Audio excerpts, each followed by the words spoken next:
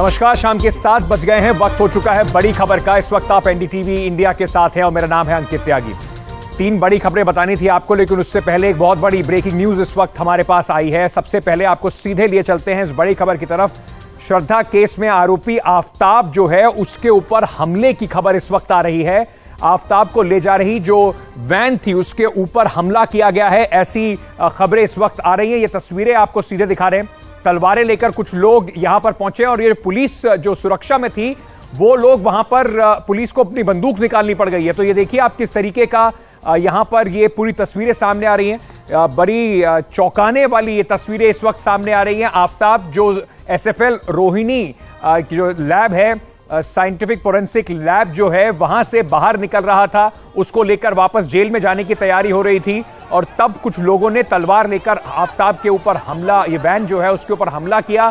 सीधे चलते हैं, मेरे सहयोगी मुकेश इस वक्त हमारे साथ जुड़ रहे हैं। मुकेश, ये पूरा मामला क्या है? कौन थे ये लोग जिन्होंने हमला किया है और क्या अभी पुलिस की प्रतिक्रिया है? आफ्ताब क्या सुरक्षित है? देखिए, आफ्ताब आज सुबह 10 बजे पॉलीग्राफ टेस्ट के लिए तिहाड़ जेल से जो एफएसएल रोहिणी की लैब है वहां पर लाया गया था।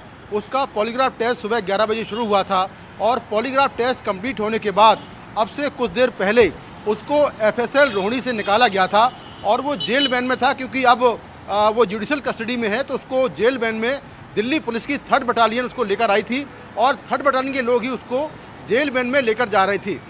जैसे ही वो एफएसएल लैब के बाहर निकला, उसी दौरान करीब 15 लोग वहां पर पहुंच गए और लगातार तलवारों से उस पर हमला कर दिया। हालांकि जेल वैन जो होती है वो प्रॉपर उसमें जाली होती है और उसमें कोई भी चीज़ आप अंदर नहीं डाल सकते हैं।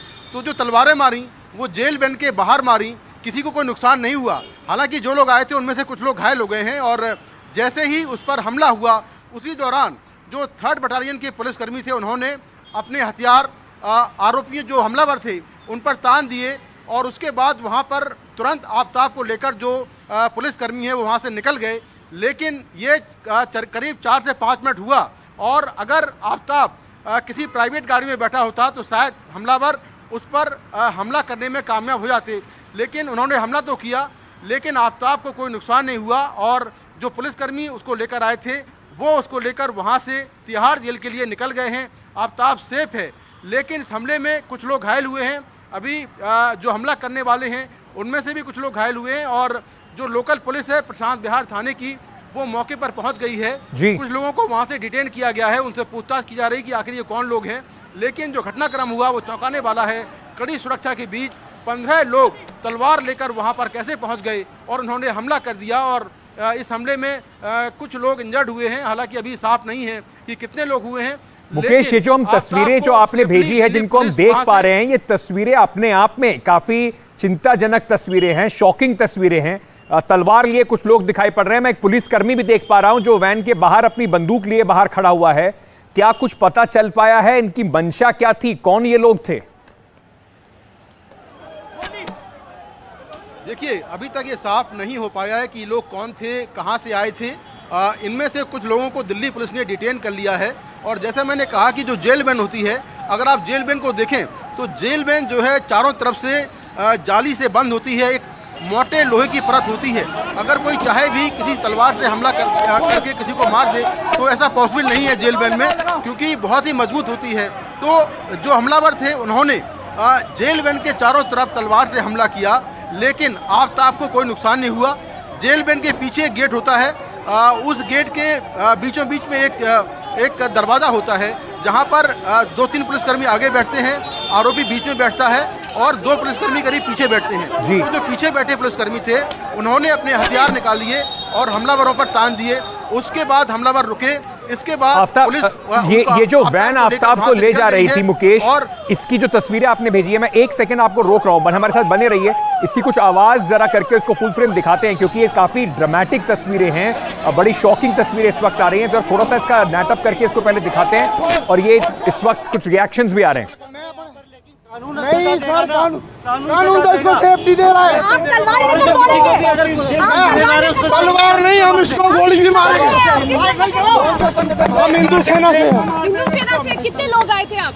हिंदू सेना से हम 10 आदमी आए हैं। ठीक है, कुलदीप ठाकुर स्टेट प्रेसिडेंट क्या कौन संगठन से हैं? है जी। आपको किसी का डर नहीं है?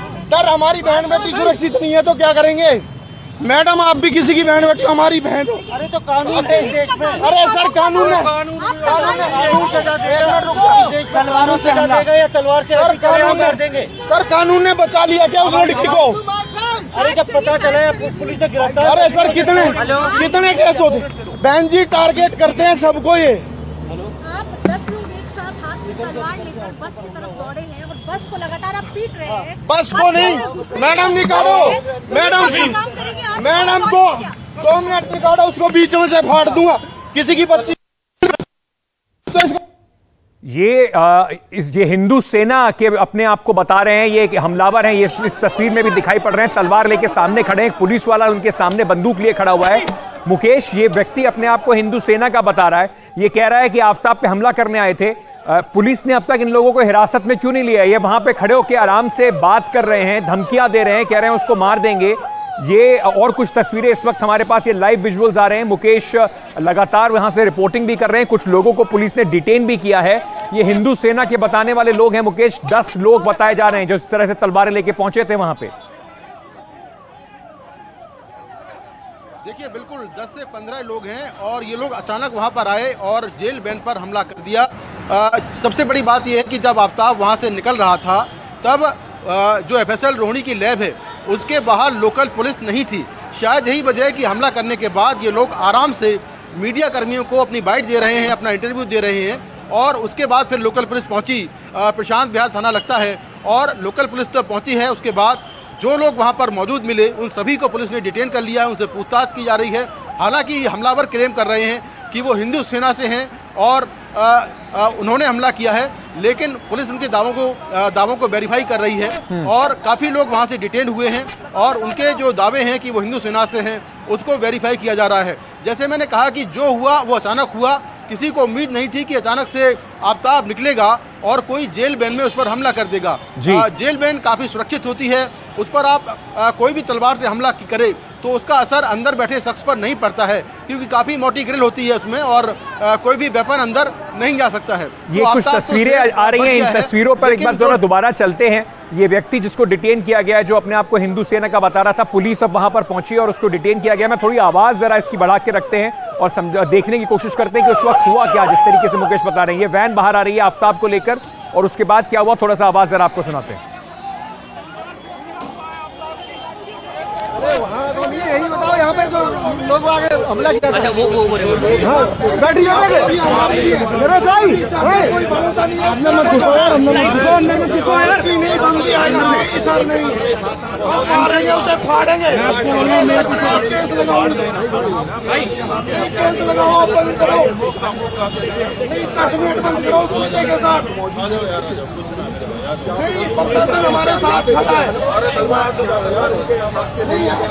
यही खड़े। मीडिया के कैमरे के सामने जिस तरीके का तमाशा इस वक्त आप देख रहे हैं, ये व्यक्ति अपने आप को हिंदू सेना का बता रहा है और कह रहा है कि 10 लोगों के साथ आके इसने हमला किया। कह रहा है कानून पे उसे कोई विश्वास नहीं है और ये अपने हाथों से आफ्ताब को सजा देना चाहते हैं। कहीं ना कहीं जिस तरीके की एक कमेंट्री सुनने को मिल रही है इस पूरे केस के आसपास, कई सारे नेता हैं जो एक लव जिहाद के नाम पर इसको भड़काने की कोशिश कर रहे हैं, उसी का कहीं ना कहीं नतीजा ये भी दिखता है। और ये भी दिखाई पड़ता है कि इस तरीके के केसेस में कैसे कुछ लोग मीडिया से पब्लिसिटी लेने के लिए 15 मिनट कैमरा के सामने खड़े होने के लिए किस हद तक जा सकते हैं। ऐसा एग्जाम्पल ये व्यक्ति आपको दिखाते रहे। इस वक्त ये कुछ कह रहे हैं, सुनते हैं इनकी बात।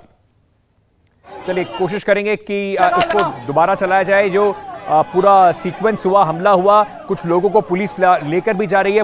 मुकेश, जिस तरीके से ये हमला हुआ है और जो ये बिल्कुल खुल्लम खुल्ला धमकियां दे रहे हैं, कह रहे हैं कि हम उसको मार देंगे, हम उसके ऊपर हमला करने आए थे, क्या क्या धाराएं इनके ऊपर लग सकती हैं?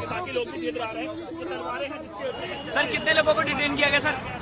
देखिए जैसा आपने कहा था कि सस्ती लोकप्रियता पाने के लिए आमतौर पर इस तरह के संगठन ऐसी घटनाएं करते रहते हैं और ये जो मामला है ये भी ऐसा ही लग रहा है क्योंकि तलवारों से अगर आप जेल बैन पर हमला करेंगे तो किसी को मारना या टच करना पॉसिबल नहीं है। तो सस्ती लोकप्रियता पाने के लिए इन लोगों ने ऐसा किया होगा, ऐसा माना जा रहा है। और जिस तरह की घटना को अंजाम दिया है, पुलिस ने इनके पास से तलवारें जब्त की हैं, इनको पकड़ लिया गया है, तो निश्चित तौर पर इन पर अटेम्प्ट टू मर्डर यानी कि हत्या की कोशिश का मामला दर्ज होगा, क्योंकि तलवार इनके पास से मिली है और इन्होंने आफ्ताब को टारगेट करके उस पर हमला किया है। हालांकि ये बात और है कि जेल बैन में तलवार से किसी को मारना पॉसिबल नहीं है, अगर आप बाहर से हमला करें तो ये पॉसिबल ही नहीं है। तो Delhi police attempt to murder का केस दर्ज करेगी और जो आरोपी हैं उन्हें गिरफ्तार किया जाएगा। अभी फिलहाल आरोपी डिटेन है, उससे पूछताछ चल रही है, वो कहाँ के रहने वाले हैं, कितने लोग आए थे, क्या इसकी पूरी प्लानिंग की थी, या अचानक ये सब कुछ हुआ। तो ये मुकेश, मैं थोड़ा आपसे ये भी समझना चाहता हूँ, क्या इस हमले के बाद जो पूरा हमला हुआ है, इसके बाद क्या आफ्ताब की सुरक्षा को लेकर भी कुछ पुनर्विचार किया जाएगा? थाने लेके जा रहे, कौन से थाने लेके जा रहे मैम? ये कुछ इस वक्त पुलिस शायद वहां पे कोई रिएक्शन दे रही है, जरा सुन लेते हैं।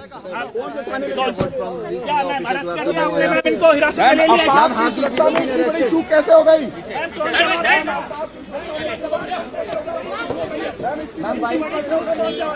पैरामिलिट्री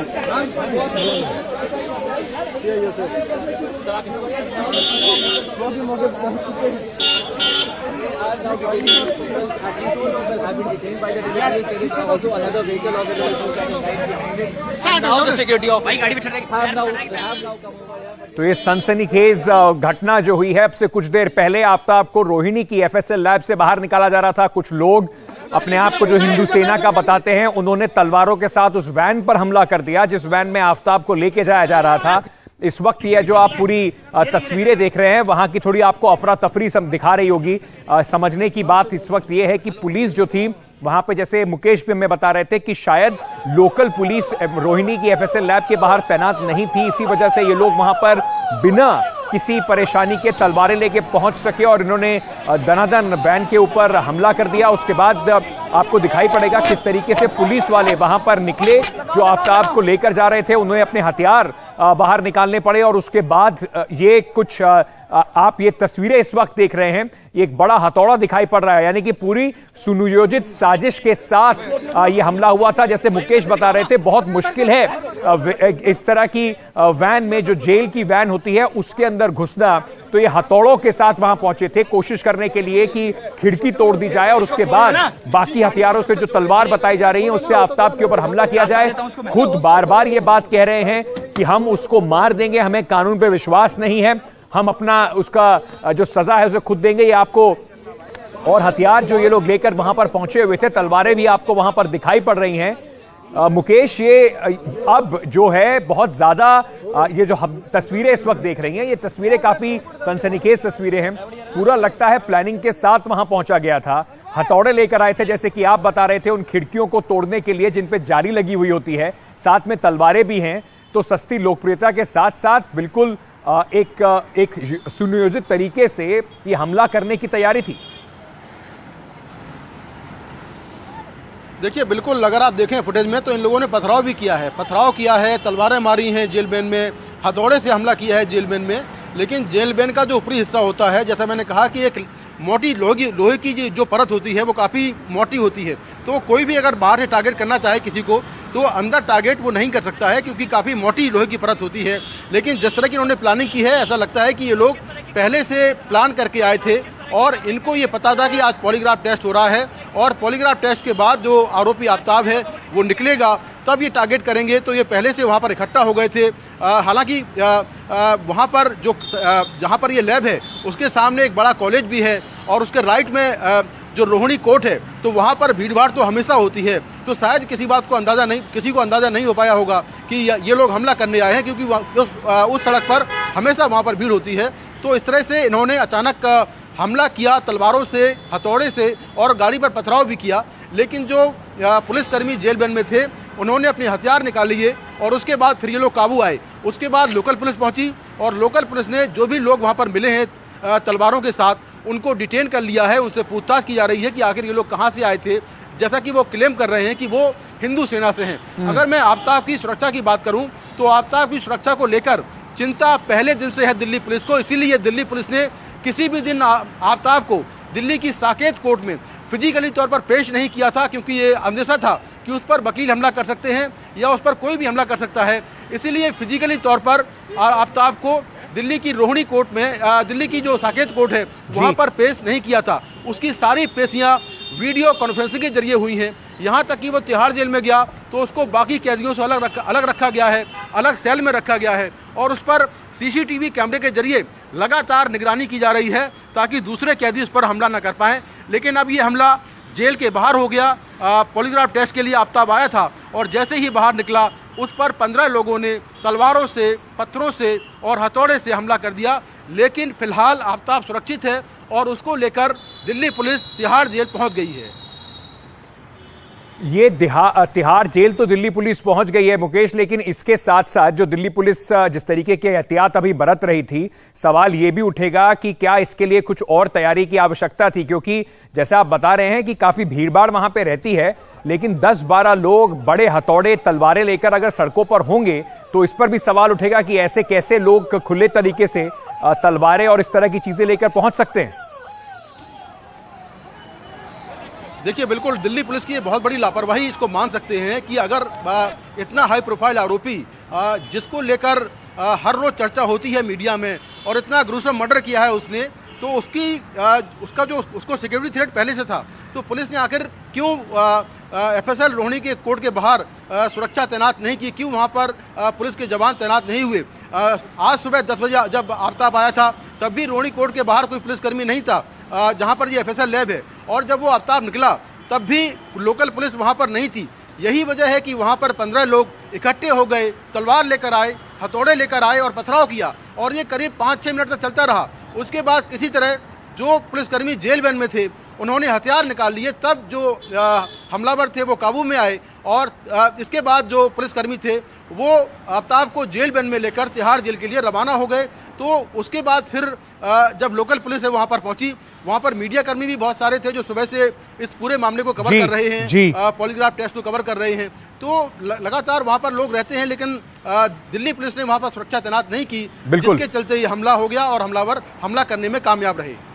मुकेश, बने रहिए हमारे साथ। ये बड़ी खबर है इस वक्त की। आफ्ताब जिस गाड़ी में जा रहा था उस पर जिस तरीके का हमला हुआ है, ये बड़ी खबर है। लोग पूरी सुनियोजित तरीके से हथौड़े लेकर, जिससे कि वो खिड़कियां तोड़ पाएं, और तलवारें लेकर वहां पहुंचे थे। क्या क्या और इस पे खुलासे हो रहे हैं, आफ्ताब के केस में आगे क्या हुआ, एक छोटे से ब्रेक के बाद आपको इन सभी जानकारियों के लिए हमारे पास आना पड़ेगा। तो बने रहिए एनडीटीवी के पास। छोटा सा ब्रेक ले रहे हैं, वापस आ रहे हैं।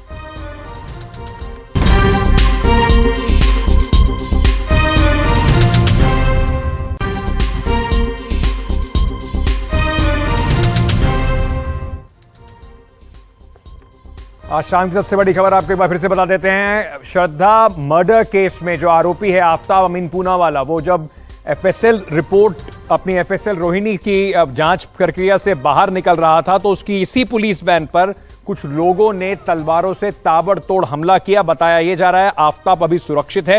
ये लोग अपने आप को हिंदू सेना का बता रहे हैं। देखिए किस तरीके की अफरा तफरी वहां पर रही। जो वहां पर गार्ड थे उन्हें अपनी बंदूकें बाहर निकालनी पड़ी, उसके बाद ही आफ्ताब को सुरक्षित वहां से ले जाया गया और ये हथियार, हथौड़े, तलवार लेकर ये लोग वहां पर पहुंचे थे।